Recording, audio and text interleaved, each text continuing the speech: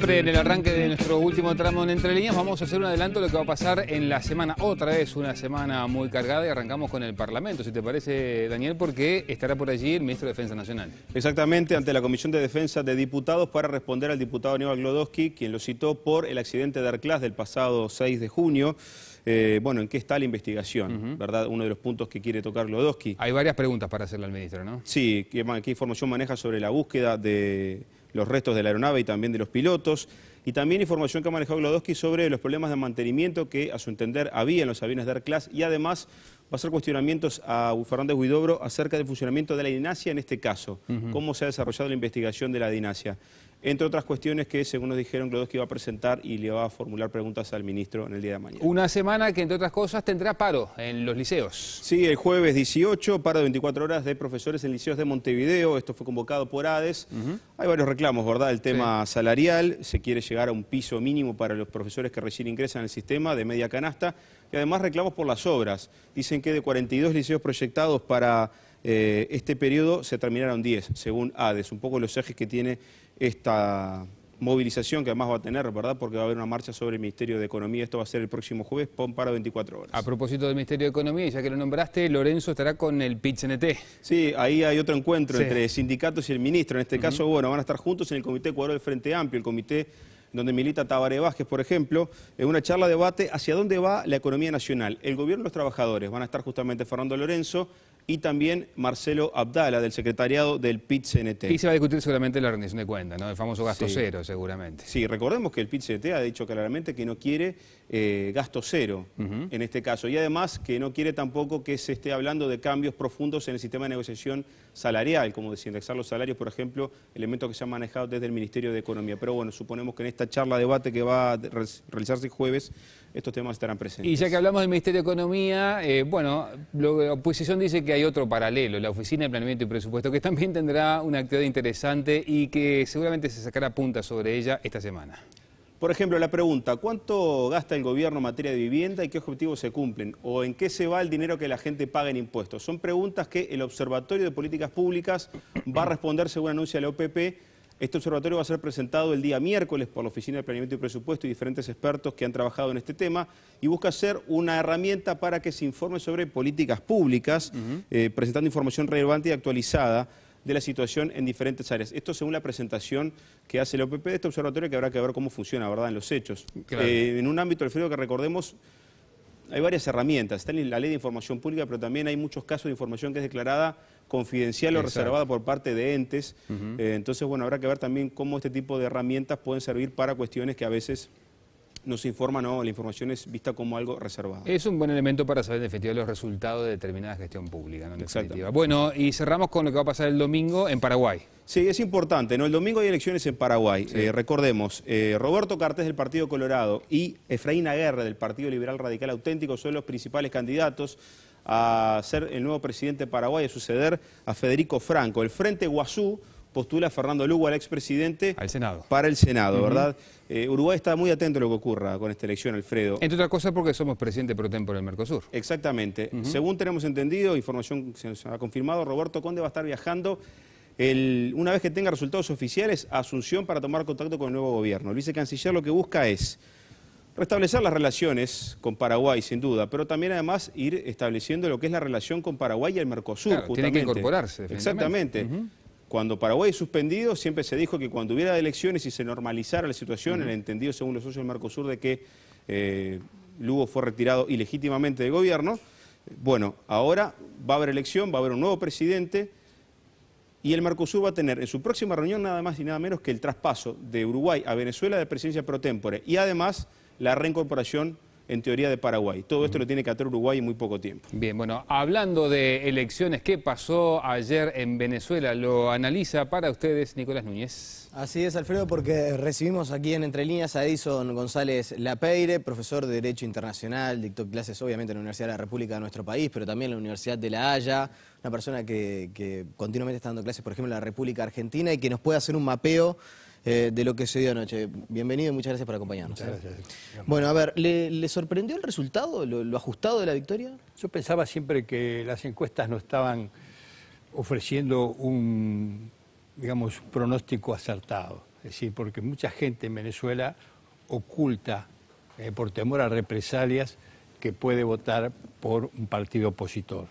Pero obviamente yo creo que ha sorprendido a la mayor parte de los politólogos, ¿no? Es decir, nadie pensaba que Capriles y su grupo podía estar a 200.000 votos del partido oficialista y de la elección de Nicolás Maduro. Entonces es correcto y compartible eso que dice Capriles en la misma noche de la elección. Maduro, usted es el gran derrotado de este proceso.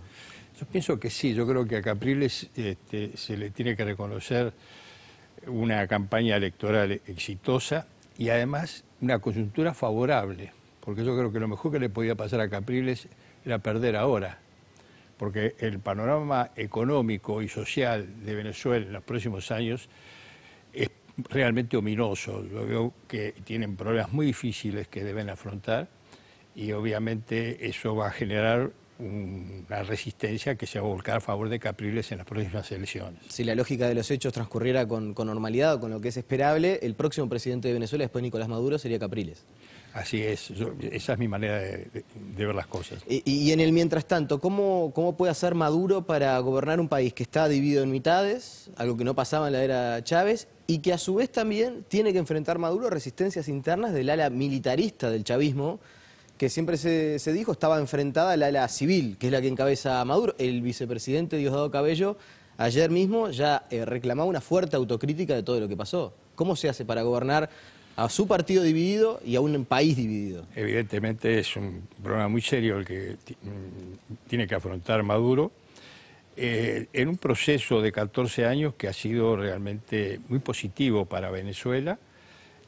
La pobreza bajó un 57.6%, la pobreza que podemos denominar absoluta o indigencia, y la pobreza común un 37%.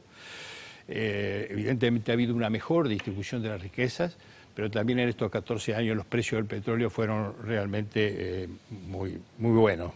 Eso obviamente le permitió desarrollar una acción social que Venezuela necesitaba, que indudablemente Venezuela necesitaba, porque la distribución de las riquezas y la acción social era injusta y pienso yo que absolutamente poco equitativa para las clases más carenciadas de ese país. Pero además se ve enfrentado este gobierno a un problema muy serio de inflación. En estos 2 meses en que Maduro ha gobernado preconstitucionalmente, tuvo que devaluar 2 veces la moneda.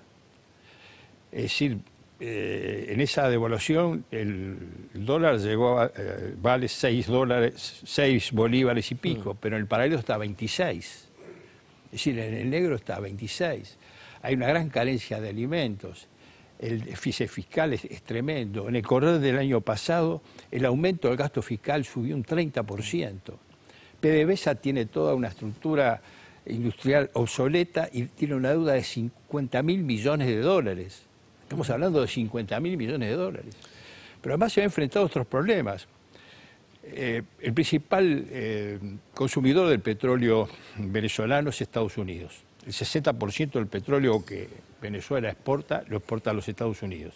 Incluso tiene centenares de estaciones de servicio bajo la marca Citgo. En los últimos tiempos se empezó a bajar la importación de petróleo por parte de los Estados Unidos. Entre otras cosas porque las críticas permanentes y sistemáticas a los distintos gobiernos que ha tenido Estados Unidos por parte de Chávez generaron una reacción de antipatía contra los productos venezolanos. Pero además hay otro factor, y es que Estados Unidos paulatinamente está reduciendo el consumo de petróleo. En la medida de que ha podido explotar sus yacimientos de gas metano, va a ser esto cada vez más importante. Y hay otro factor que no ha informado la prensa, y es el hecho de que China, que es un gran adquirente de petróleo venezolano, les ha dicho que no quiere más hacer el negocio que estuvo haciendo hasta ahora. Es decir, Venezuela le cobraba por anticipado a China, y ahora le volvió a pedir dinero anticipado por futuras ventas de petróleo y los chinos le dijeron que no. Claro. Un panorama económico complejo como se describe, la inseguridad, que también en Caracas es un tema muy preocupante y que preocupa mucho a los venezolanos, y el nivel de violencia. Con un país dividido, con un partido propio dividido, ¿se puede ver un escenario de una confrontación civil en el corto plazo en Venezuela? ¿Es un peligro latente que también tendrá que enfrentar Maduro? Yo creo que sí, porque cuando se producen este tipo de situaciones, escasez de alimentos, inseguridad, un proceso inflacionario, descontento en las Fuerzas Armadas, se produce un vacío de poder. Y lamentablemente en Venezuela... Bueno, ayer Capriles en su discurso hace especialmente un saludo a las Fuerzas Armadas por el rol constitucional que han jugado. Tuvo un guiño Capriles hacia las Fuerzas Armadas venezolanas. Por algo lo hizo, ¿no? Yo creo que indudablemente allí hay una espada de Damocles que cuelga sobre la democracia de la República Bolivariana de Venezuela. Es decir, todo va a depender de las medidas que adopte el gobierno de Maduro. Yo pienso que no puede continuar con esa kermés que ha hecho de dilapidar los recursos del Estado. Es decir, yo creo que no va a poder seguir aportando petróleo barato a Cuba o petróleo regalado o haciendo la acción de política exterior a base de subsidios y obsequios. Creo que el próximo gobierno va a tener que ser un gobierno austero y adoptar ciertas medidas que no van a llenar al pueblo de verdadera satisfacción. La del estribo en los 30 segundos que me quedan. Usted mencionaba la política internacional y las dádivas al gobierno cubano y de alguna manera también una relación muy cercana que se ha tenido con Uruguay, con nuestro país. ¿Se viene una nueva era en el relacionamiento entre Uruguay y Venezuela justamente en base a lo que mencionaba? Yo creo que va a existir de parte de Nicolás Maduro la mejor buena voluntad con respecto a nuestro país. Hay vínculos muy estrechos, fraternos e ideológicos con el gobierno uruguayo, pero la realidad económica le va a imponer una serie de medidas que no van a ser beneficiosas para el Uruguay en su relacionamiento comercial y económico con Venezuela. Profesor, le agradecemos su presencia aquí esta noche. Alfredo. Amigos, hasta aquí llegamos. Es con muchísimo gusto. Como siempre, lo estamos invitando para el próximo lunes, aquí a las 21:30 en Canal 20. Que pasen muy bien, que tengan una buena semana. Cuídense. Chau, chau.